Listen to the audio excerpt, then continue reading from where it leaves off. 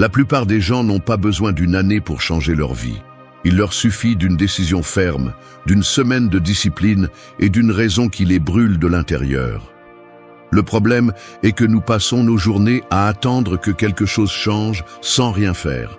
Nous nous plaignons, nous nous distrayons, nous nous enfonçons dans des excuses. Et puis nous pleurons parce que nous n'avançons pas. Mais tu sais quoi? Personne ne va te sauver. Personne ne va venir te pousser. Si tu ne prends pas le contrôle de ton esprit et de tes actions maintenant, tu resteras esclave de la même chose. La paresse, la peur, le « je commence demain ». Cette vidéo n'est pas faite pour les gens qui veulent se sentir bien pendant un moment. Elle est faite pour ceux qui en ont assez de leur propre médiocrité, pour ceux qui sont prêts à affronter l'inconfort du changement. Parce que changer n'est pas beau. Changer fait mal, brûle, te brise de l'intérieur. Mais cela te construit aussi. Et le stoïcisme, loin d'être une philosophie morte, est un outil brutal pour cesser d'être une victime et commencer à être un maître. Dans les prochaines minutes, tu vas recevoir 8 leçons. 8 principes que tu peux appliquer en 7 jours. Ce ne sont pas des formules magiques, ce sont des épées. Et comme toute épée, elles ne servent que si tu les utilises avec courage. Alors prépare-toi, parce que si tu prends au sérieux ce qui vient, tu ne seras pas le même à la fin de cette semaine. 1. Sois le maître de votre esprit, pas son esclave. Imaginez que votre esprit est une bête sauvage, une créature forte, agile, puissante, mais indomptable. Si vous ne la formez pas, elle vous entraîne. Si vous ne la contrôlez pas, elle vous dévore. La plupart des gens traversent la vie avec cette bête en liberté dans leur tête, croyant qu'ils sont leurs pensées, croyant que tout ce qu'ils ressentent est réel, valide, définitif. Mais ce n'est pas le cas. Cette bête n'est pas vous.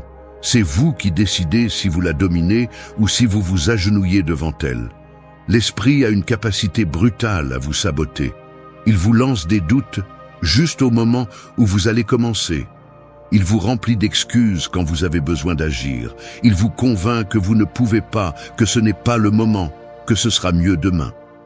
Et le pire, c'est qu'il sonne convaincant. Parce qu'il connaît vos faiblesses mieux que quiconque. Il les a étudiées, il les a nourries.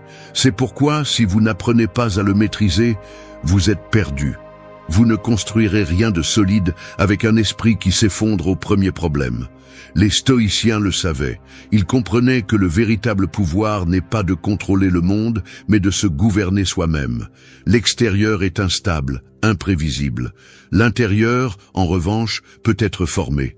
Vous ne pouvez pas décider si demain quelqu'un vous trahit, si votre entreprise tombe ou si la vie vous gifle, mais vous pouvez décider comment vous réagissez. Et cette décision change tout. Maîtriser votre esprit n'est pas une jolie phrase, c'est une bataille quotidienne. C'est sentir que vous êtes sur le point d'abandonner et ne pas abandonner.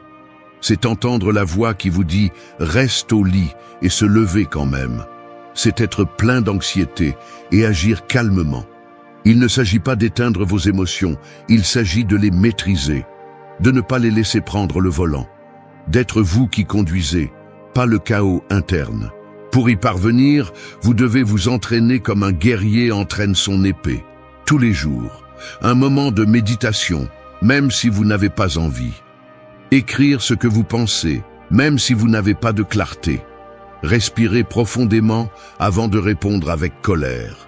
Examinez vos pensées comme si vous étiez un gardien à la porte d'une forteresse. Ce qui ne vous renforce pas, n'entre pas, parce que ce que vous laissez passer sans contrôle devient une partie de vous. Et si vous ne laissez passer que la peur, les plaintes, quelle sorte de personne pensez-vous être après un mois? C'est là qu'intervient la partie agressive de tout cela. Personne ne le fera pour vous. Personne ne vous donnera un esprit fort. Personne n'arrêtera vos pensées négatives, vos excuses ou votre voix intérieure saboteuse. C'est votre combat. Et si vous ne l'affrontez pas maintenant, cette voix vous accompagnera toute votre vie, comme une ombre collée à votre cou, comme une chaîne que vous vous êtes laissé mettre. Alors assez d'excuses, assez de dire que c'est comme ça que je suis ou je ne peux pas m'en empêcher. Vous le pouvez, bien sûr que vous le pouvez. Mais cela nécessite de l'inconfort, de la discipline, d'être prêt à échouer et à réessayer sans pleurnicher. Cela nécessite que chaque jour, vous vous regardiez dans le miroir mental et disiez « Aujourd'hui, c'est moi qui commande ». Vous ne gagnerez peut-être pas toutes les batailles, mais si vous combattez avec force, avec courage, avec conscience, peu à peu cette bête qui vous dominait auparavant devient votre allié. Et quand cela arrive, il n'y a pas de tempête qui puisse vous détourner de votre chemin. Maîtrisez votre esprit, ou il vous dominera. Il n'y a pas de juste milieu. 2. Transforme le mur en escalier. Tous, tôt ou tard, nous nous heurtons à un mur. Un obstacle qui semble trop haut, trop épais, impossible à briser. Cela peut être une perte, une frustration, un échec, une situation qui te dépasse. Et quand ce mur apparaît, beaucoup restent à le regarder. Ils l'observent comme si c'était la fin du chemin. Ils soupirent, se plaignent, maudissent leur sort et s'assoient pour attendre que quelqu'un leur lance une corde. Mais personne ne va te lancer une corde. Et si tu restes immobile, le mur ne bougera pas. Maintenant, imagine que ce mur n'est pas un ennemi, mais un outil. Que chaque brique de douleur, chaque pierre de difficulté, chaque couche de frustration qui le compose est une marche en attente d'être placée. C'est la différence entre celui qui s'enfonce et celui qui s'élève. L'un voit le mur comme une barrière, l'autre le transforme en escalier. L'un se plaint, l'autre construit. L'un abandonne, l'autre s'élève.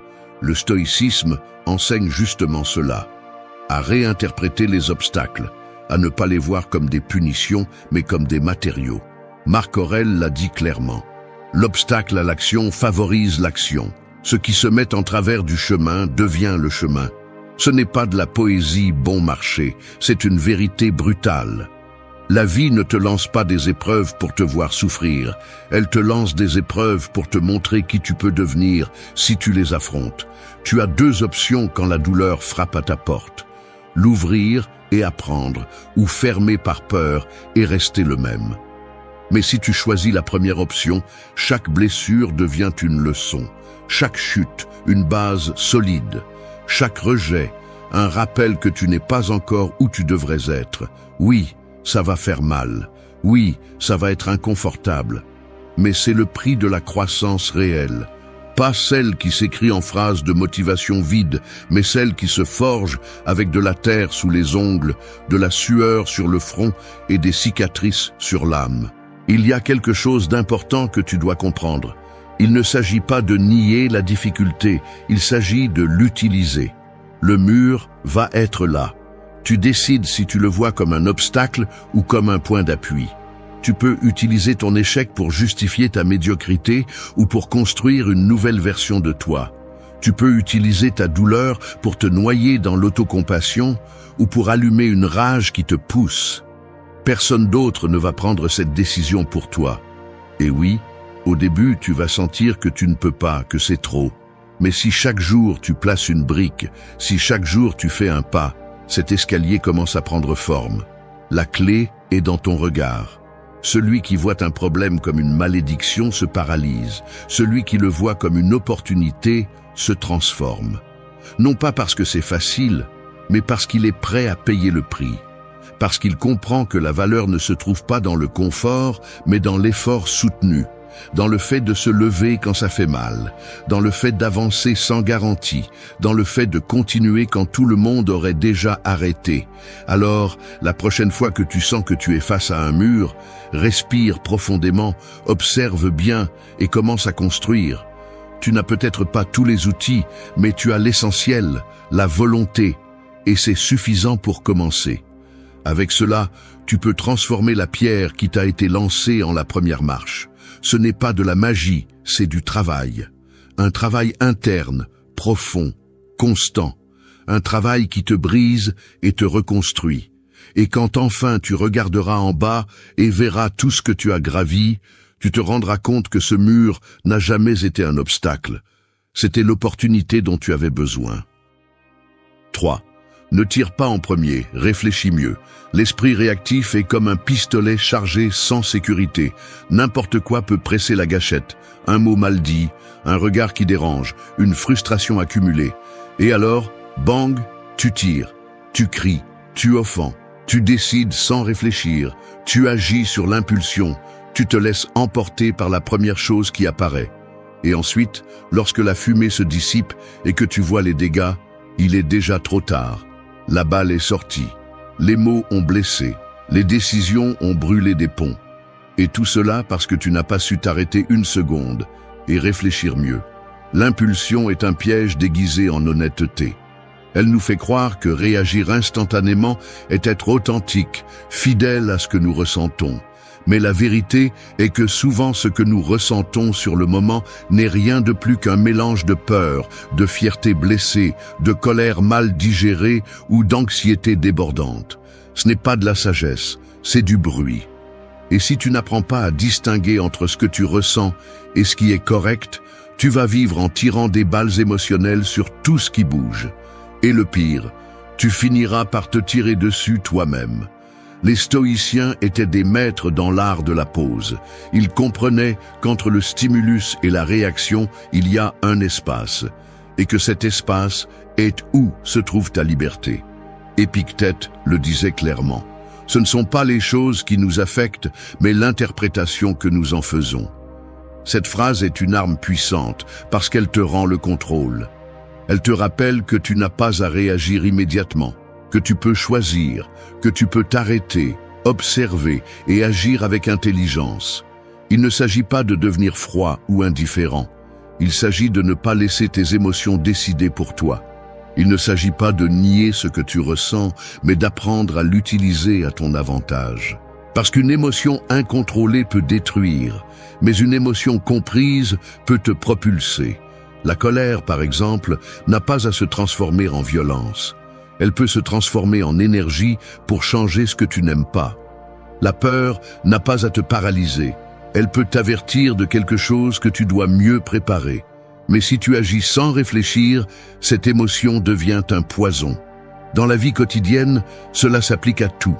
Quand quelqu'un t'insulte, quand quelque chose ne se passe pas comme tu le voulais, quand tu reçois une critique, quand une situation te met hors de toi. À ce moment-là, la plupart des gens réagissent. Mais tu n'es pas la majorité. Tu n'es pas venu vivre brutalement. Tu es en train de construire un esprit fort, trempé, affûté.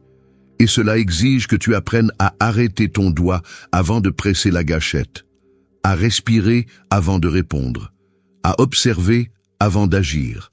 Parce que la véritable force n'est pas dans la réaction rapide, mais dans la réponse claire.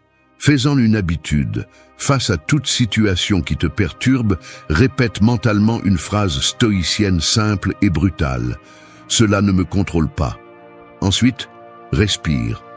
Compte 3. Et alors décide. Décide si ça vaut la peine de parler, si c'est mieux de se taire, si tu as besoin d'agir ou d'attendre.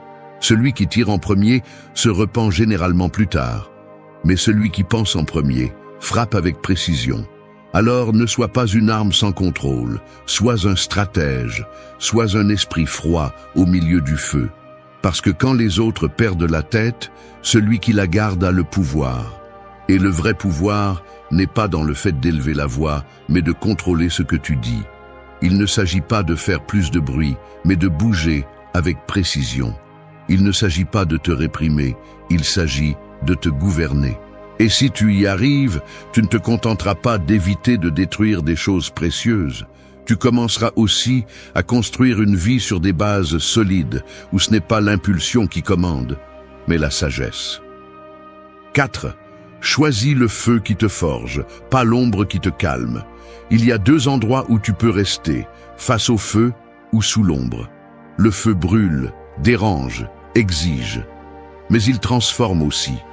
Il forge l'acier, trempe l'esprit, révèle ce que tu es quand il ne reste plus rien à cacher.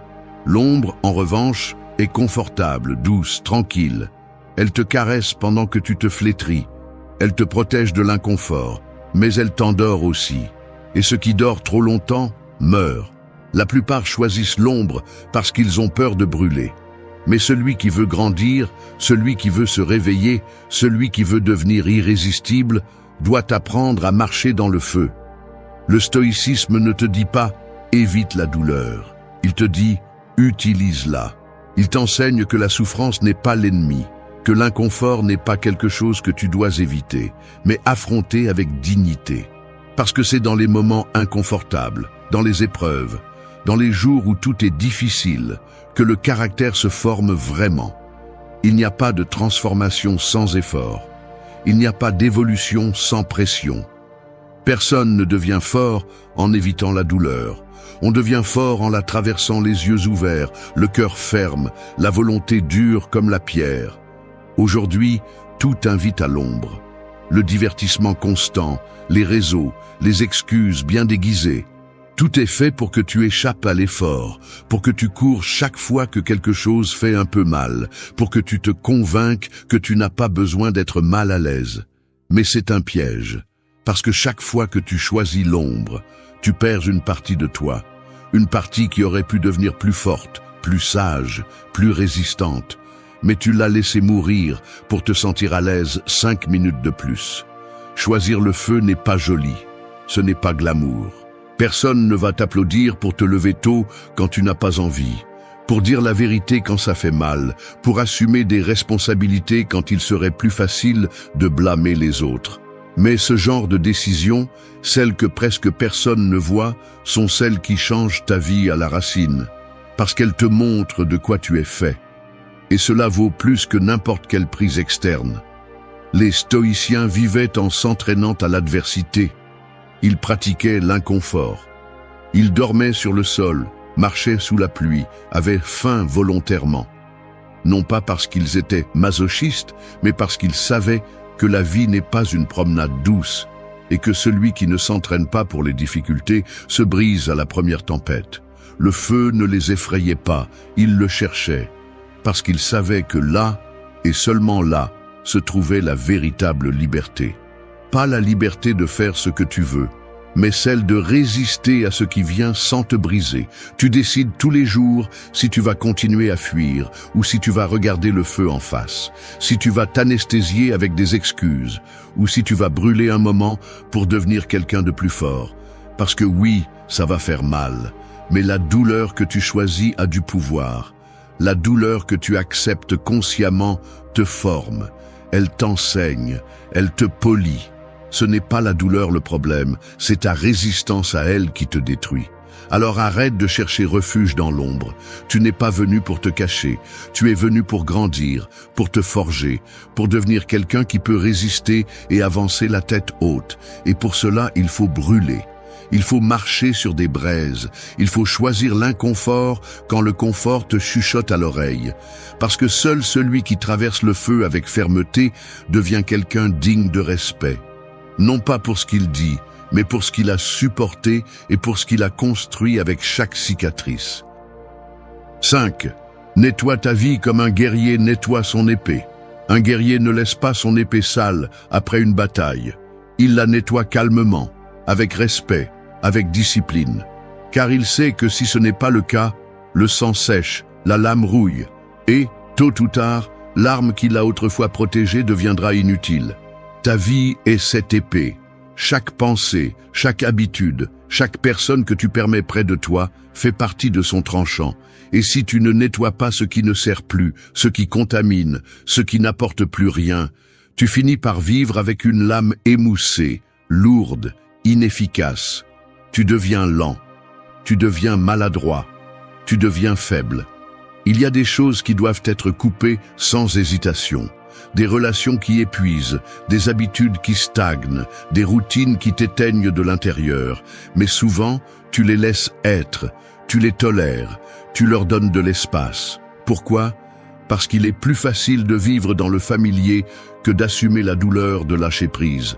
Parce que nettoyer implique un effort, implique de faire face à des vérités qui font mal, implique de laisser derrière toi des parties de toi qui t'ont autrefois servi, mais qui aujourd'hui ne font que te retenir. Le stoïcisme enseigne l'importance de la clarté, de l'ordre intérieur, de la responsabilité absolue sur ton environnement et ton état mental. Tu ne peux pas avancer légèrement si tu portes des choses brisées. Tu ne peux pas penser clairement si ton esprit est plein de déchets émotionnels. Et encore moins, tu peux grandir si tu continues à être entouré de bruit. Le guerrier n'attend pas que l'épée rouille pour agir. Il la nettoie tous les jours, sans faute, sans excuse, parce qu'il sait que sa vie en dépend. Et ta vie dépend de la même chose, de ta volonté de nettoyer ce qui n'a plus sa place. Regarde ton environnement avec une brutalité honnête. Qui te soustrait plus qu'il ne t'apporte? Qu'est-ce que tu fais chaque jour qui, tu le sais, te fait un peu plus sombrer? Quel mensonge te répètes-tu pour justifier ton immobilisme? Ce sont les tâches que tu dois frotter jusqu'à ce qu'elles disparaissent. Non pas parce que c'est facile, mais parce que ne pas le faire est pire. Laisser le toxique s'installer dans ta vie, c'est comme laisser la pourriture s'installer sur ton épée. Au début, cela semble inoffensif, mais avec le temps, cela ruine tout. Et ici, il n'y a pas de place pour les demi-mesures. Tu ne peux pas nettoyer à moitié. Tu ne peux pas dire « bon, ce n'est pas si mal » ou « c'est que je m'y suis habitué ». Non, ce qui n'ajoute pas, soustrait. Ce qui ne te pousse pas, te freine. Et si tu veux vraiment transformer ta vie, tu dois avoir le courage de regarder le chaos qui t'entoure et commencer à le balayer sans pitié. C'est ce que fait quelqu'un qui prend son développement au sérieux. Il ne s'agit pas de devenir parfait, il s'agit d'être conscient, de vérifier chaque coin de ta journée et de te demander « est-ce que cela me rend plus fort ou plus faible? Est-ce que cela me rapproche de qui je veux être ou est-ce que cela m'éloigne ?» Le guerrier ne nettoie pas son épée par vanité, il le fait par nécessité, parce qu'il sait qu'une lame sale est une trahison en plein combat. Et tu es en combat constant, contre tes peurs, contre tes excuses, contre le monde qui veut te distraire. Tu as besoin d'être aiguisé, tu as besoin d'être propre. Alors, n'aie pas peur de lâcher ce qui ne te sert plus, n'aie pas peur de couper ce qui ne convient plus. Parce que chaque fois que tu nettoies, tu avances plus léger. Chaque fois que tu décides fermement ce qui reste et ce qui part, tu aiguises ton caractère. Et une personne au caractère aiguisé est quelqu'un qui non seulement résiste à la vie, mais la domine, comme un véritable guerrier. Un guerrier qui ne brille pas par ce qu'il paraît, mais parce qu'il a eu le courage de laisser derrière lui. 6. Marche même si tu n'as pas envie. Un lion affamé n'attend pas d'être d'humeur pour chasser. Il ne reste pas à l'ombre à se demander s'il est motivé, si la journée est belle ou si sa patte lui fait mal. Il se lève et chasse, parce que s'il ne le fait pas, il meurt. C'est l'état d'esprit que tu dois adopter si tu veux transformer ta vie. Agir, même si tu n'as pas envie. Avancer même si tu es fatigué. Bouger, même si ton esprit te murmure 1000 excuses. Parce que si tu attends de te sentir bien pour commencer, tu resteras au même endroit toute ta vie. La vérité est que tu n'auras pas toujours de l'énergie. Tu ne seras pas toujours motivé. L'inspiration s'en va, l'émotion diminue, le corps s'épuise. Mais si ta discipline dépend de ton humeur, alors ta vie est entre les mains du hasard. Et c'est dangereux, parce que l'esprit est expert en procrastination, en déguisant la paresse en auto-soin, en justifiant l'inaction comme si c'était de l'amour-propre. Mais la vérité est que souvent ce que tu appelles repos n'est que de la capitulation déguisée. Les stoïciens ne vivaient pas à la merci de leurs émotions. Ils agissaient en fonction de ce qui était juste, non en fonction de ce qu'ils ressentaient. Ils savaient que s'ils attendaient d'être d'humeur pour faire ce qui est nécessaire, ils ne feraient jamais rien d'important. C'est pourquoi ils s'entraînaient à la constance, à la répétition, au devoir quotidien, parce qu'ils comprenaient que chaque jour où tu avances, même sans envie, renforce ton caractère. Et chaque jour où tu cèdes, même s'il semble inoffensif, affaiblit ta volonté. C'est simple, tu sais déjà ce que tu dois faire. Tu n'as pas besoin de plus de conseils, ni d'une autre conférence de motivation, ni d'une autre liste de pas à suivre. Ce qui te manque, ce n'est pas l'information, c'est l'action. Et cette action doit surgir précisément quand tu en as le moins envie. Quand tu es au lit et que tout te dit de continuer à dormir, c'est là que la différence se forge. Quand tu as 1000 raisons de ne pas t'entraîner, de ne pas étudier, de ne pas travailler sur ton projet, mais que tu le fais quand même. Parce que tu ne le fais pas par plaisir, tu le fais par engagement envers toi-même. Personne n'arrive loin en marchant seulement quand c'est facile. Ce qui a vraiment de la valeur se construit pendant les jours gris, les moments lourds, les journées où tout en toi veut s'arrêter. Et si ces jours-là tu arrives à avancer ne serait-ce qu'un pas, tu gagnes. Parce qu'il ne s'agit pas de courir tous les jours, il s'agit de ne pas arrêter de marcher. Même si c'est lent, même si ça fait mal, même si la motivation est morte. Et oui, tu voudras abandonner. Tu auras des jours où tu sentiras que rien n'a de sens. Mais c'est là que tu dois te rappeler que le sens ne se trouve pas toujours. Parfois, il se construit. Et il se construit en marchant. Parce que chaque pas, aussi petit soit-il, est une déclaration de guerre contre la médiocrité. C'est une façon de dire « Je ne suis pas venu pour survivre, je suis venu pour construire quelque chose de mieux ». Tu n'es pas ici pour vivre selon tes sentiments. Tu es ici pour dominer tes jours avec détermination. Marche, même si tu n'as pas envie. Fais ce que tu as dit que tu ferais. Tiens ta parole. Parce que lorsque tu apprends à le faire sans dépendre de l'émotion du moment, ta vie cesse d'être une montagne russe et devient une ligne ascendante, constante, solide. Et cette constance, même si elle n'est pas spectaculaire, même si elle ne retient pas l'attention, est celle qui transforme absolument tout. Alors, lève-toi, respire et fais ce pas. Non pas parce que tu te sens bien, mais parce que c'est la chose juste à faire. Parce que chaque pas que tu fais au milieu de la fatigue, du vide, du chaos, est un acte de pouvoir. Et celui qui marche quand il n'a pas envie, va plus loin que tous ceux qui ne bougent que lorsque tout est en leur faveur. 7. Embrasse la douleur comme un vieux maître. La douleur est comme ce vieux maître que tout le monde craint. Il a une voix rauque, un regard sévère et des mains dures. Il ne te sourit pas, ne te complimente pas, ne caresse pas ton ego, mais il t'enseigne, il te montre ce que personne d'autre n'ose pointer du doigt, il te force à te regarder en face, sans masque, sans filtre, sans excuse. C'est inconfortable, c'est brutal, mais nécessaire, parce que personne ne mûrit dans le confort. Le confort te stagne, la douleur te réveille. La plupart des gens fuient la douleur comme si c'était une malédiction. Ils la cachent, l'ignorent, la distraient avec des plaisirs vides, du bruit, n'importe quoi qui les éloigne de cet inconfort. Mais ce que tu n'affrontes pas te poursuit, et la douleur, quand tu la réprimes, ne disparaît pas. Elle se cache, elle se transforme en anxiété, en frustration, en épuisement sans cause, en apathie. Elle te consume de l'intérieur, silencieusement. C'est pourquoi le premier acte de courage n'est pas de vaincre la douleur, c'est de l'inviter à s'asseoir avec toi, de l'écouter, de comprendre ce qu'elle veut t'enseigner. Le stoïcisme ne nie pas la douleur, il ne l'adoucit pas, il la respecte. Marc Aurèle, qui était empereur et avait tout ce que quiconque pourrait désirer, a écrit ses réflexions les plus profondes au milieu de la peste, de la guerre et de la trahison. Pourquoi ?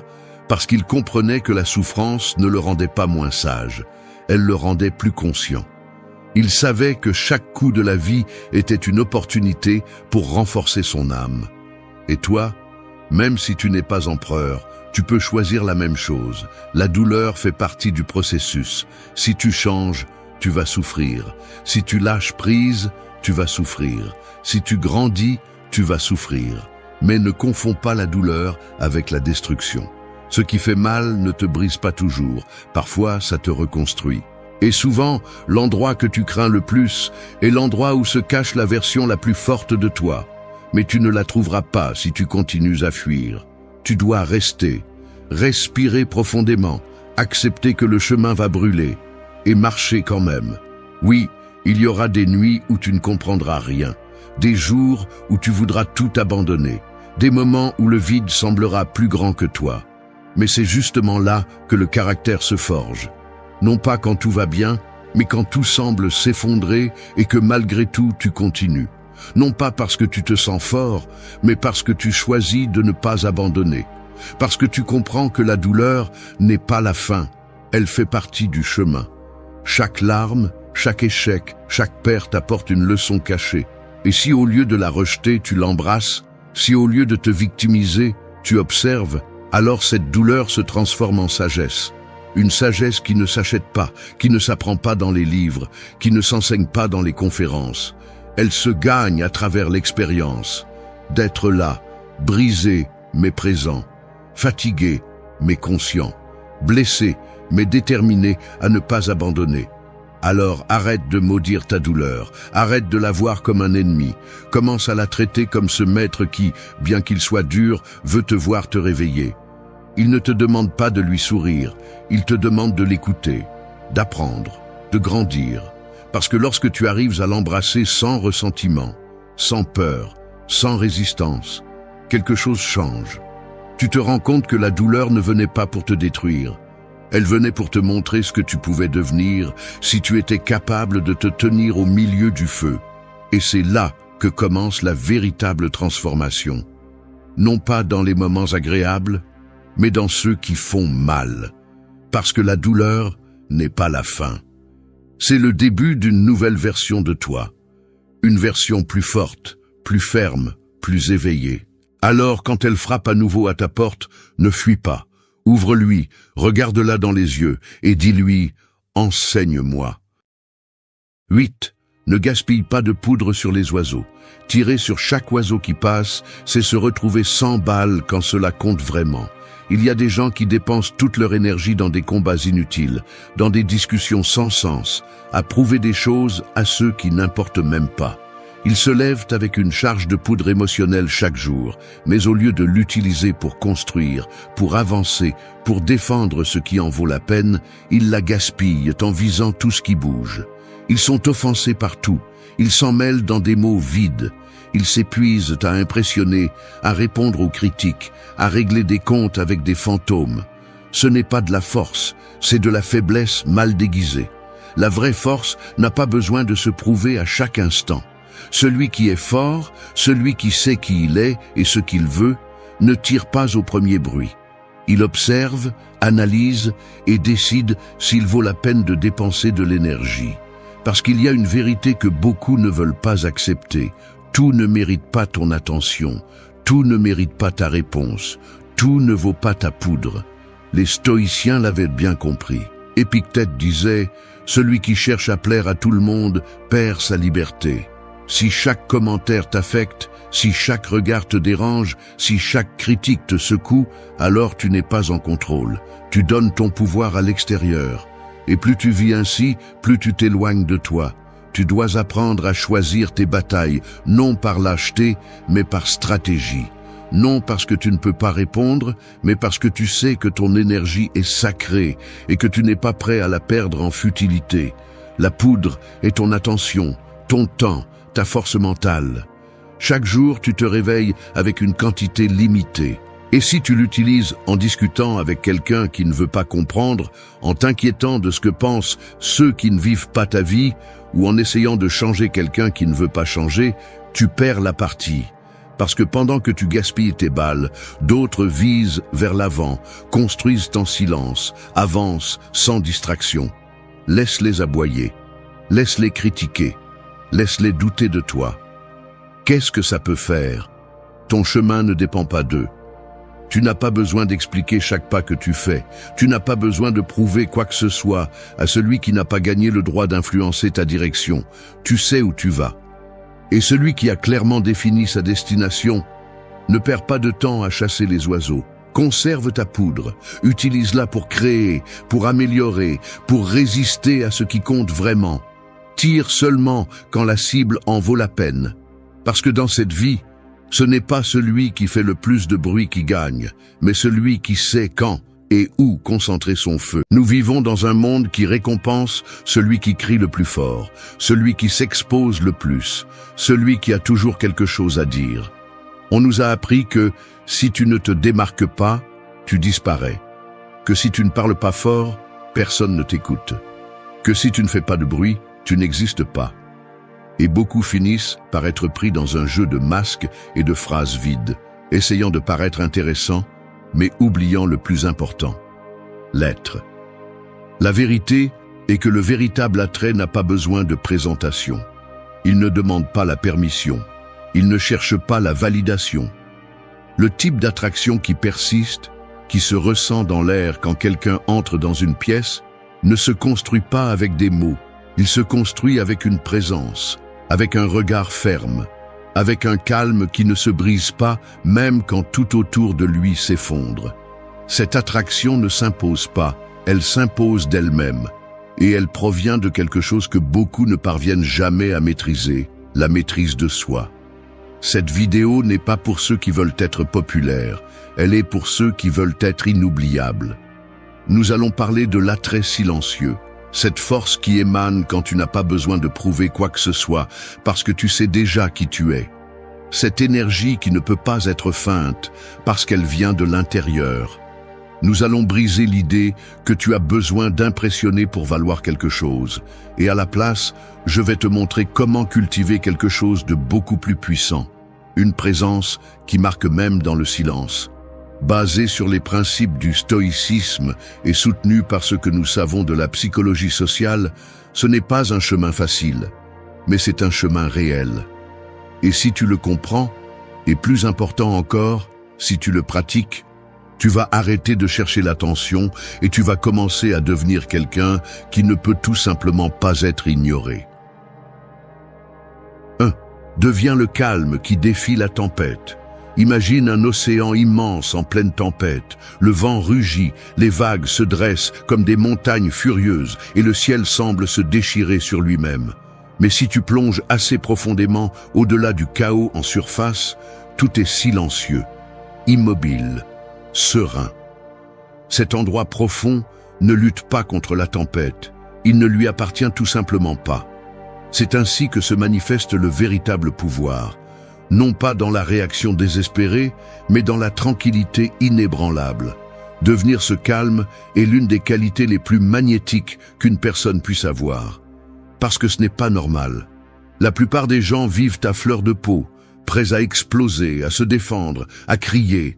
Ils réagissent à tout, ils se sentent offensés par tout, ils s'énervent pour n'importe quoi.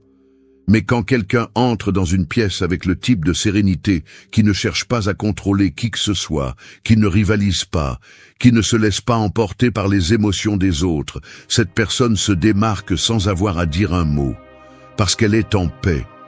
Et la paix, dans un monde en guerre avec lui-même, brille plus que n'importe quel discours. Le stoïcisme l'a enseigné depuis des siècles. Tu ne contrôles pas ce qui se passe à l'extérieur, seulement ce que tu fais avec cela en toi. C'est ta seule responsabilité.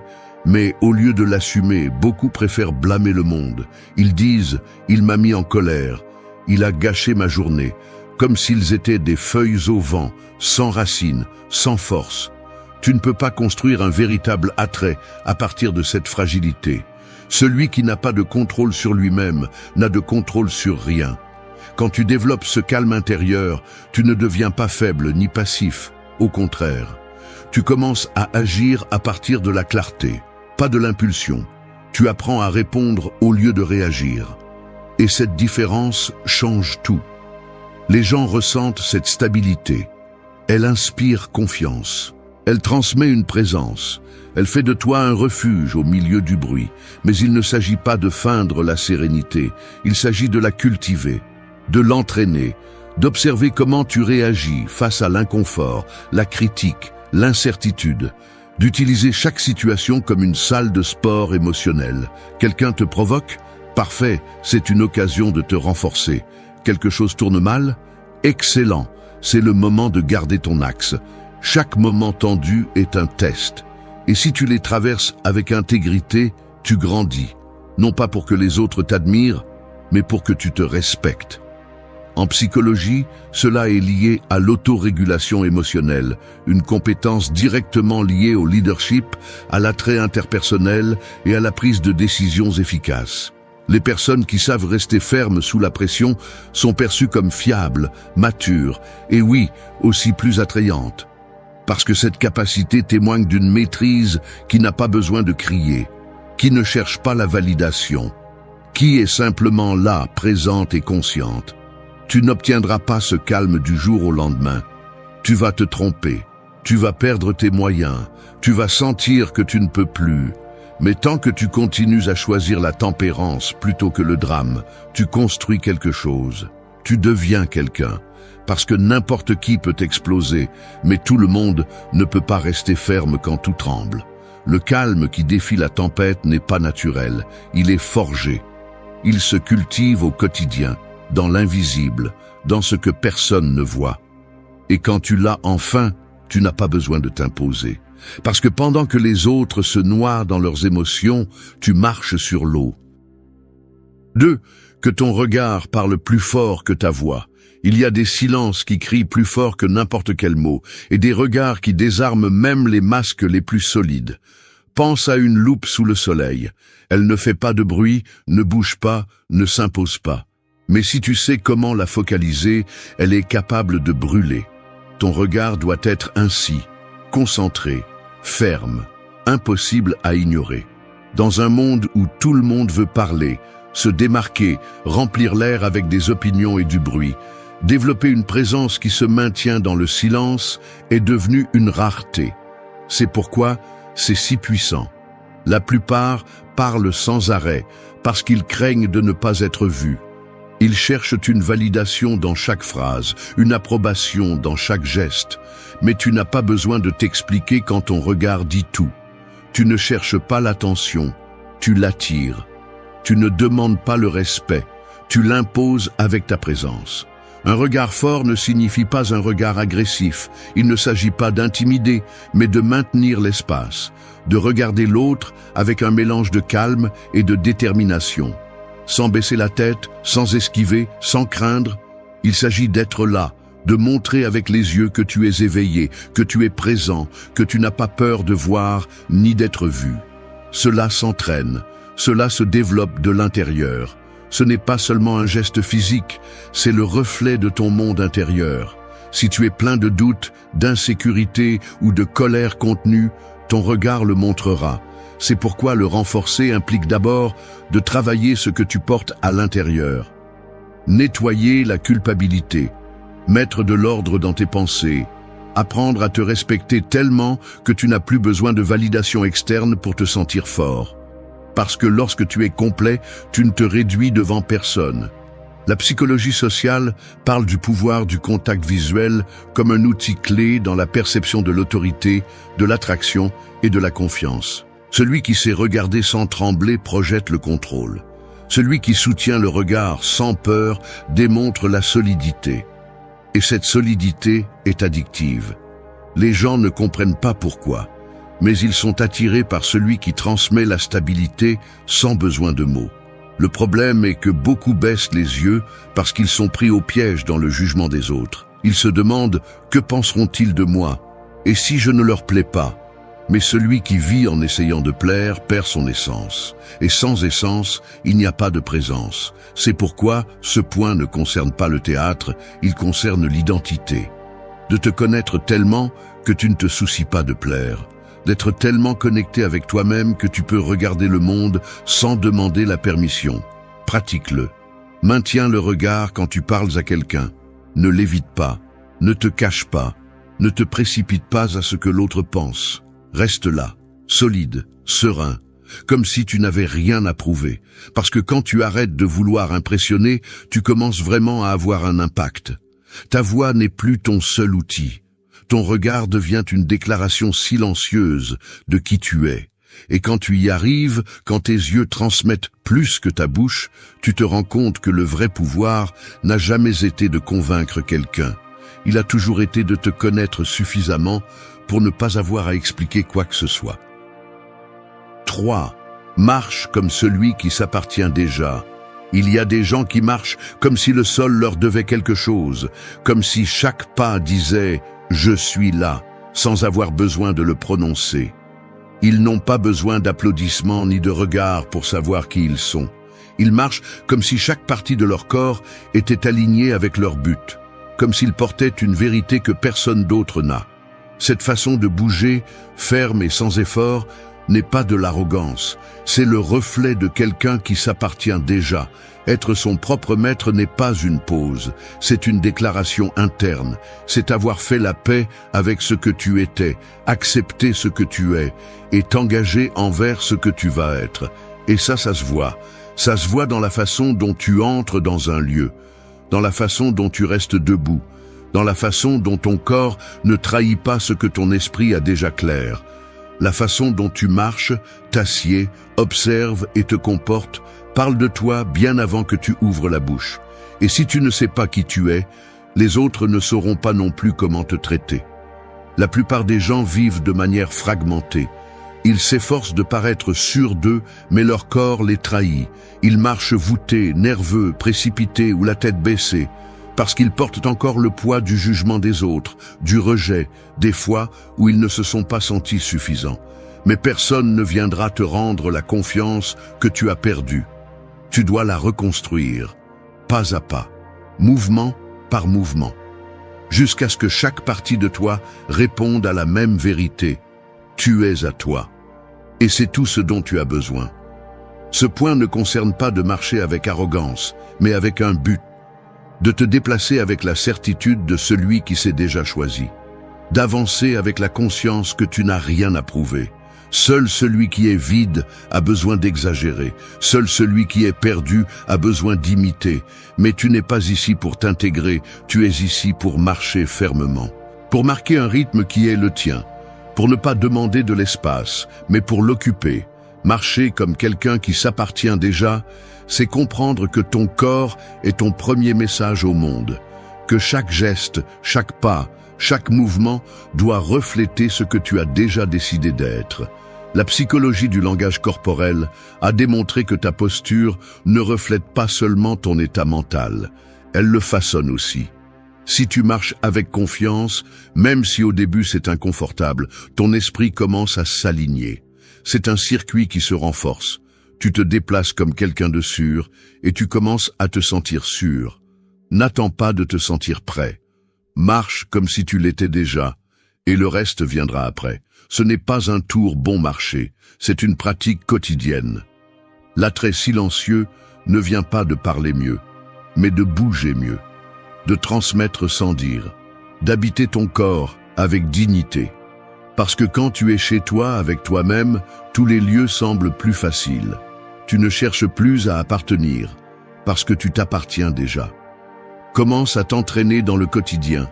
Lève-toi et assieds-toi fermement. Marche comme si chaque pas te construisait. Observe ton environnement sans peur. Ne te fais pas petit. Ne te cache pas. Laisse ta présence respirer. Parce que le monde n'a pas besoin d'une version fausse de toi. Il a besoin de quelqu'un de réel, de complet, d'entier. Quelqu'un qui marche comme s'il savait que ce qu'il porte en lui en vaut la peine. Et si tu ne le montres pas, personne ne le remarquera. Quand tu marches comme si tu t'appartenais déjà, il n'est pas nécessaire de courir, ta seule présence suffit. 4. Utilise le silence comme un langage de pouvoir. Un éclair n'a pas besoin de durer pour laisser sa marque. Un instant de lumière suffit pour tout changer. C'est ainsi que fonctionne le silence lorsque tu le maîtrises. Il ne remplit pas l'espace, il le transforme. Dans un monde où tout le monde se bat pour parler en premier, pour avoir le dernier mot, pour remplir le vide avec des opinions sans poids, celui qui sait se taire devient imposant. Parce qu'il y a un type de pouvoir qui ne se crie pas, il se respire. Et ce pouvoir naît dans le silence. Le silence met mal à l'aise ceux qui ne se connaissent pas, ceux qui craignent d'être perçus sans filtre, ceux qui ne peuvent pas soutenir leur propre présence sans se cacher derrière le bruit. C'est pourquoi ils l'évitent. Ils parlent par nervosité, par anxiété, par insécurité. Mais le silence, lorsqu'il provient de quelqu'un qui a déjà fait la paix avec lui-même, n'est pas une absence. C'est une déclaration. C'est une affirmation sans voix qui dit « Je n'ai pas besoin de te convaincre de rien, je sais déjà tout sur moi ». Maîtriser le silence ne signifie pas être timide ou distant. C'est choisir intentionnellement quand parler et quand ne pas le faire. C'est ne pas laisser tes émotions prendre le contrôle de ta langue. C'est ne pas répondre immédiatement juste parce que quelqu'un te provoque. C'est avoir la force d'attendre, d'observer, d'analyser, et quand le moment est venu, de dire ce qu'il faut. Et quand il n'y a rien à dire, avoir la fermeté de rester silencieux sans te sentir moins. Dans la vie quotidienne, celui qui sait utiliser le silence de manière consciente transmet autorité, maturité et confiance. Parce que son message ne repose pas seulement sur des mots, mais sur la présence. La psychologie sociale a démontré que les pauses contrôlées, les moments de réflexion avant de parler et la capacité d'écouter sans interrompre ont plus d'impact que le bavardage impulsif. Le silence stratégique ne te rend pas moins visible, il te rend plus mystérieux. Et le mystérieux attire parce qu'il active la curiosité. Mais tout silence n'a pas de pouvoir.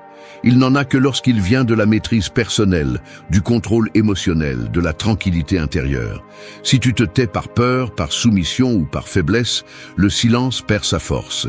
Il devient une ombre, pas une présence. C'est pourquoi ce point ne concerne pas le fait de se taire pour se taire, mais de choisir quand parler et quand laisser le vide dire ce que les mots ne peuvent pas.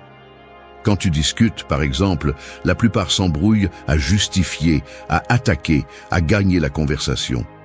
Mais si tu apprends à regarder sans réagir, à garder le silence pendant que l'autre s'épuise, à laisser le bruit s'étouffer tout seul, tu gagnes sans rien faire.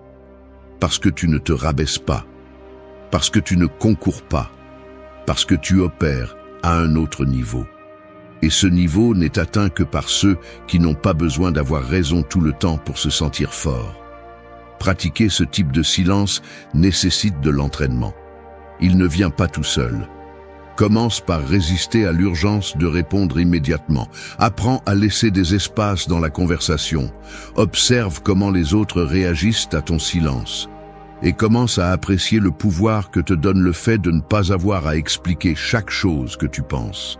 Non pas parce que tu es arrogant, mais parce que tu comprends que ton énergie n'est pas disponible pour tout le monde. Quand tu apprends à parler moins, tes mots pèsent plus. Et quand tu choisis quand te taire, ton silence devient un outil de précision. Ainsi, au lieu de dépendre du bruit pour te démarquer, tu laisses le calme parler pour toi. Et dans ce silence, tout le monde écoute. 5. Fais de ton authenticité une déclaration silencieuse. Un diamant n'a pas besoin d'une pancarte pour dire qu'il en est un. Il ne crie pas sa valeur, il ne supplie pas d'attention, il ne rivalise pas avec les fausses pierres. Il est simplement là, et celui qui a des yeux pour le voir, le reconnaît. C'est ainsi que fonctionne l'authenticité. Elle ne se promeut pas, elle se perçoit. Et quand elle est réelle, elle parle même quand tu ne le fais pas. Le problème est que nous avons été éduqués pour nous adapter, pas pour être. On nous a appris à plaire, à nous intégrer, à devenir ce que les autres attendent, et cela laisse des cicatrices. Parce que peu à peu, on s'éloigne de ce que l'on est vraiment, jusqu'à ce qu'un jour on se regarde dans le miroir et qu'on ne reconnaisse pas celui qui est en face. Au fond de soi, on sait qu'il manque quelque chose, mais on ne sait pas exactement quoi. Ce qui manque, c'est la vérité, celle qui ne se dit pas, mais qui se transmet. L'authenticité n'est pas être rebelle par caprice, ni agir différemment pour attirer l'attention. C'est quelque chose de beaucoup plus profond. C'est avoir le courage de tenir bon dans ta façon de voir le monde, même si cela est inconfortable pour les autres. C'est vivre de telle manière que tes actions soient alignées avec tes valeurs, même si cela signifie être seul par moment. Parce que celui qui n'est pas prêt à déranger n'est pas prêt à être libre, et si tu n'es pas libre, tu ne seras jamais vraiment attirant. Le plus puissant chez une personne authentique est qu'elle n'a pas besoin d'impressionner. Et cela déconcerte, parce que nous sommes tellement habitués à voir des gens faire semblant, se vendre, chercher à s'intégrer, que lorsqu'apparaît quelqu'un qui est simplement lui-même, sans filtre et sans peur, l'impact est immédiat. Tu ne sais pas pourquoi, mais il t'attire, il te force à prêter attention, parce qu'il y a quelque chose là que tu ne peux pas imiter. La psychologie le confirme. Les personnes authentiques génèrent plus de confiance, de connexion et de respect. Non pas parce qu'elles sont parfaites, mais parce qu'elles sont cohérentes. Parce que ce qu'elles disent, ce qu'elles font et ce qu'elles ressentent sont sur la même ligne. Et cela génère un sentiment de sécurité émotionnelle. Il est difficile de faire confiance à quelqu'un qui change de peau selon avec qui il est. Mais il est impossible d'ignorer quelqu'un qui reste ferme, même s'il sait qu'il pourrait plaire davantage s'il se déguisait un peu. Être authentique ne signifie pas tout raconter, ni montrer tes blessures à chaque coin de rue. Cela signifie choisir ce que tu montres à partir de la vérité, pas de la stratégie. Cela signifie que si tu souris, c'est parce que tu le ressens.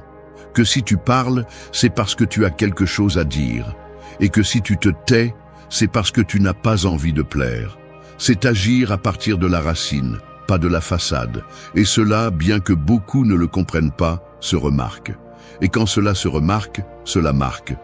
Pratiquer cette authenticité implique de renoncer au personnage. Arrêter de mesurer chaque mot pour plaire. Arrêter de suivre des tendances qui ne te correspondent pas. Arrêter de jouer le jeu des apparences. Ce n'est pas facile, car il y a un prix à payer. Être authentique te laisse parfois de côté. Cela t'expose. Cela te rend inconfortable pour ceux qui vivent endormis. Mais en même temps, cela te donne une force que tu ne peux pas feindre. Parce qu'il n'y a rien de plus libérateur que de ne devoir d'explication à personne pour être qui tu es. Fais de ton authenticité une déclaration silencieuse. N'explique pas qui tu es, montre-le par ta façon de vivre. Ne discute pas pour avoir raison, démontre la cohérence avec tes actes. Et surtout, ne te vends pas pour appartenir, parce que lorsque tu te choisis, tout le reste commence à tourner autour de ta vérité. Et c'est là que naît un type d'attraction qui ne se construit pas avec effort. Elle se révèle toute seule. 6. Écoute comme celui qui honore l'âme de l'autre. Il y a des portes qui ne s'ouvrent pas avec des clés, mais avec le silence. Pas avec des coups, ni avec des mots, mais avec la tranquillité de celui qui sait attendre et observer. Écoutez vraiment. C'est comme se tenir devant une porte invisible que l'autre n'ouvre pas pour n'importe qui. Ce n'est que lorsqu'il sent qu'il est vu, sans être jugé, sans être corrigé, sans être interrompu, qu'il tourne lentement la serrure. Car il y a quelque chose de sacré à se sentir écouté, non seulement avec les oreilles, mais avec toute son attention. La plupart des gens n'écoutent pas, ils attendent simplement leur tour pour parler. Ils posent des questions par politesse, mais la réponse ne les intéresse pas. Ils donnent des conseils que personne n'a demandé. Ils interrompent pour raconter leur propre version. Ils se déconnectent après quelques secondes. Et le pire, c'est qu'ils ne s'en rendent même pas compte. Ils sont tellement pris dans leur propre tête, tellement pressés d'être validés, qu'ils oublient de regarder l'autre en profondeur. Mais celui qui sait écouter avec le corps, avec le regard, avec l'âme, devient un aimant, parce qu'il offre quelque chose de plus en plus rare, la présence. Écouter comme celui qui honore l'âme de l'autre, ce n'est pas simplement rester silencieux pendant que l'autre parle. C'est se vider de ses jugements et de ses anxiétés pour faire de la place. C'est regarder dans les yeux avec une attention sincère, sans penser à ce que vous allez répondre. C'est donner à l'autre le sentiment que pendant quelques minutes, rien d'autre n'importe. Et cela, même si vous ne le croyez pas, se ressent. Parce que tous, au fond, nous aspirons à nous sentir compris. Et quand quelqu'un y parvient, même pour un instant, il laisse une trace qui ne s'oublie pas. Ce type d'écoute est profondément attirant parce qu'il rompt avec la logique de l'ego. Vous n'essayez pas de briller, ni de convaincre, ni d'impressionner. Vous donnez, vous offrez du respect sans condition. Vous dites avec votre attitude « Je suis ici avec toi, complètement présent ». Et dans un monde où tout est précipitation, distraction et apparence, cette présence devient inoubliable. C'est rare, c'est précieux, c'est puissant. Du point de vue de la psychologie, on sait que les personnes qui pratiquent une écoute active créent des liens plus profonds, plus stables, plus authentiques. Parce que quand quelqu'un se sent écouté, il baisse la garde. Il se sent en confiance, il sent qu'il peut se montrer sans peur. Et quand quelqu'un se montre ainsi, une véritable connexion naît, sans masque. Ce type de connexion est le véritable noyau de l'attraction silencieuse. Ce n'est pas ce que vous provoquez de l'extérieur, c'est ce que vous éveillez à l'intérieur de l'autre. Mais cela implique aussi des limites. Écouter ne signifie pas tout absorber ni permettre des manques de respect. Honorer l'autre ne signifie pas se nier soi-même. C'est pourquoi il est important de savoir d'où vous venez. Il ne s'agit pas de plaire, il s'agit de comprendre. Il ne s'agit pas de céder, il s'agit de maintenir l'espace. Quand vous le faites bien, votre présence ne se sent pas faible ni soumise. Elle se sent ferme, contenante, sûre. Comme si votre seule attention suffisait à mettre de l'ordre à l'intérieur de l'autre. Commencez à le pratiquer intentionnellement. La prochaine fois que quelqu'un vous parle, regardez-le calmement. Ne l'interrompez pas. Ne cherchez pas à avoir raison. Écoutez-le simplement comme si son histoire était importante. Comme si derrière chaque mot, il y avait quelque chose de plus qui mérite d'être compris. Non pas pour répondre mieux, mais pour vraiment comprendre. Et si vous le faites avec honnêteté, vous découvrirez que souvent, il n'est pas nécessaire de dire quoi que ce soit pour guérir. Parfois, il suffit d'être là. Quand vous écoutez ainsi, sans urgence ni ego, sans vouloir réparer ni corriger, vous dites à l'autre « ton existence m'importe ». Et ce message, même s'il n'est pas dit à voix haute, est l'un des actes les plus attrayants, les plus humains et les plus profonds que vous pouvez offrir. 7.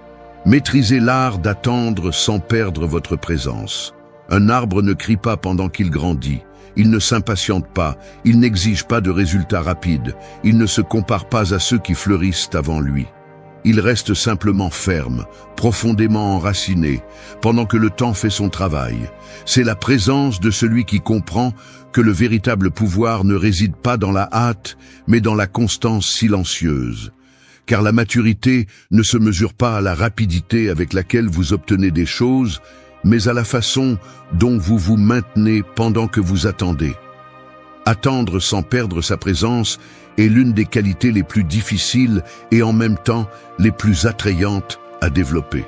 Parce que dans un monde où tout est immédiat, où tout le monde veut des résultats aujourd'hui, de l'attention maintenant, de la validation instantanée, celui qui sait attendre avec sérénité devient une anomalie. Et cela a un impact. Ce n'est pas de la passivité, c'est de la maîtrise. Ce n'est pas de la résignation, c'est de la force contenue. La présence pendant l'attente montre que vous n'avez pas besoin de courir après quoi que ce soit, car ce qui en vaut la peine ne vous fait pas perdre votre dignité en cours de route. Le problème est que la plupart des gens associent l'attente à la faiblesse. Ils pensent que s'ils n'agissent pas immédiatement, ils perdent des opportunités. Que s'ils ne répondent pas rapidement, ils perdent le contrôle. Mais ils ne comprennent pas que, bien souvent, ce qui vous fait vraiment perdre, c'est de bouger sans clarté, réagir par anxiété, parler sans réfléchir, vous précipiter par peur de rester en arrière. La hâte crée des erreurs. Le désespoir vous rend invisible. Et il n'y a rien de plus fort que celui qui sait maintenir l'espace sans désespérer, sans se décomposer, sans abandonner son centre. Du point de vue de la psychologie, on sait que les personnes qui ont une plus grande tolérance à la frustration et une meilleure gestion de l'incertitude ont tendance à inspirer plus de confiance dans les environnements sociaux. Parce qu'ils transmettent une stabilité émotionnelle, ils n'agissent pas par nécessité, mais par choix. Et cette différence change tout. Une personne qui sait attendre sans perdre le focus projette de la sécurité, un contrôle interne et de la maturité. Elle devient un phare au milieu du chaos des impulsifs, mais cela ne signifie pas rester immobile sans rien faire. Cela signifie que, pendant que vous attendez, vous continuez à grandir, vous continuez à observer, vous continuez à vous préparer. Vous ne vous laissez pas distraire, vous ne vous abandonnez pas, vous ne laissez pas l'impatience vous voler votre énergie. Au contraire, vous faites du temps votre allié, parce que vous savez que tout ce qui est forcé avant l'heure se brise, et tout ce qui est cultivé avec patience se renforce. Dans la vie quotidienne, cela se reflète dans votre façon d'agir, dans la façon dont vous gérez un message sans réponse, dans la façon dont vous acceptez que les choses n'arrivent pas toujours quand vous le voulez, dans la façon dont vous ne mendiez pas l'attention, vous n'exigez pas d'explication, vous ne faites pas de scène, parce que vous comprenez que celui qui s'appartient n'a pas besoin de poursuivre quoi que ce soit. Il est présent, il attend sans disparaître, il reste ferme même lorsqu'il n'a pas de certitude. Et cette capacité est perçue, même si vous ne la dites pas, on la ressent. Pratiquer cela exige une volonté quotidienne. Cela signifie résister à l'impulsion d'accélérer les processus, de remplir les silences avec des mots inutiles, de chercher des raccourcis pour obtenir une validation immédiate. Cela signifie respirer, observer et vous rappeler que vous n'avez pas besoin que tout arrive rapidement pour savoir que vous êtes sur la bonne voie. Votre présence, votre calme, votre capacité à vous maintenir lorsque tout est en pause sont des signes que vous êtes plus proche de vous que jamais. Lorsque vous maîtrisez l'art d'attendre sans perdre votre présence, vous ne vous définissez plus par ce qui se passe à l'extérieur, mais par la façon dont vous décidez d'être. Et cette décision, lorsqu'elle naît de l'autocontrôle et de la conscience, transforme votre façon de vous relier à tout. Vous ne poursuivez pas, vous ne pressez pas, vous ne vous brisez pas. Vous êtes simplement là, ferme, comme un arbre qui sait que son temps va venir, et quand il viendra, il n'aura pas à s'expliquer, parce que sa simple existence dira tout. 8. Lâche prise et laisse ta liberté parler pour toi. Un poing fermé ne peut rien recevoir. Il est tendu, rigide, pris au piège dans son propre besoin de retenir. Ce n'est que lorsque tu ouvres la main que tu peux tenir fermement sans perdre en flexibilité. Il en va de même pour le contrôle. Plus tu le resserres, plus il t'échappe.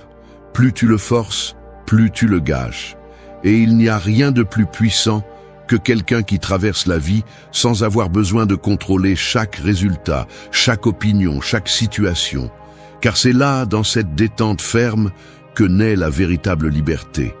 On a fait croire à beaucoup de gens que contrôler est la même chose que d'avoir du pouvoir. Que plus ils calculent tout, plus ils planifient, plus ils anticipent les mouvements des autres, plus ils seront forts. Mais ils ne se rendent pas compte que vivre ainsi, c'est vivre enfermé dans une cage qu'ils ont eux-mêmes construite.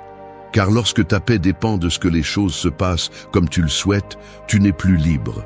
Tu es esclave de tes propres attentes. Et cela se voit. Dans le regard tendu, dans les gestes forcés, dans l'énergie anxieuse de celui qui ne sait pas lâcher prise. Lâcher prise n'est pas synonyme de faiblesse. Au contraire, il faut plus de courage pour avoir confiance en soi que pour essayer de manipuler tout ce qui t'entoure. Il faut plus de force pour laisser les choses couler que pour essayer de les forcer par peur. Et quand tu arrêtes de contrôler, tu ne t'éteins pas, tu t'allumes. Parce que tu ne retiens plus rien, tu n'agis plus à partir du manque, de l'insécurité, tu agis à partir de la confiance, de la certitude que quoi qu'il arrive, tu iras bien. Parce que tu ne dépends de rien d'extérieur pour te soutenir. Du point de vue de la psychologie, il a été étudié que les personnes ayant un contrôle excessif développent des niveaux plus élevés d'anxiété, de frustration et d'épuisement émotionnel. Parce que leur esprit est pris dans un effort constant pour éviter l'erreur, le rejet, l'incertitude. Mais ceux qui apprennent à lâcher prise, ceux qui laissent la vie s'exprimer sans essayer de la dominer tout le temps, vivent plus légèrement, plus présents, plus conscients. Et cela les rend magnétiques, parce que la liberté, quand elle est réelle, se ressent. C'est une vibration différente, une énergie qui ne demande pas la permission, mais qui n'envahit pas non plus. Lâcher prise ne signifie pas se rendre ni abandonner ton chemin. Cela signifie arrêter de lutter contre l'inévitable, arrêter de forcer les connexions, de s'accrocher aux résultats, de résister au processus que tu ne peux pas accélérer. Cela signifie avoir confiance en ta préparation, en ton intuition, en ta capacité à t'adapter sans perdre ton essence. Et cela crée un type d'attrait silencieux qui ne peut pas être fabriqué. Parce qu'il vient de l'intérieur, parce qu'il n'a pas besoin de convaincre, ni de justifier, ni de plaire. Il coule simplement. Dans la vie quotidienne, cela se voit dans la façon dont tu gères une conversation tendue sans avoir besoin de la gagner. Dans la façon dont tu acceptes que quelqu'un s'éloigne sans supplier ni dramatiser. Dans la façon dont tu prends des décisions sans craindre le « qu'en dira-t-on ». C'est laisser ta présence, ta paix, ton authenticité parler pour toi pendant que tu marches simplement, sans masque, sans stratégie, sans peur. Lâche prise et laisse ta liberté parler pour toi. Que ce soit ta légèreté qui marque, que ce soit ton détachement qui dérange ceux qui vivent enchaînés à la nécessité de tout contrôler. Parce que lorsque tu arrêtes de poursuivre, le monde commence à se déplacer vers toi. Et il le fait non pas parce que tu l'exiges, mais parce que tu l'inspires.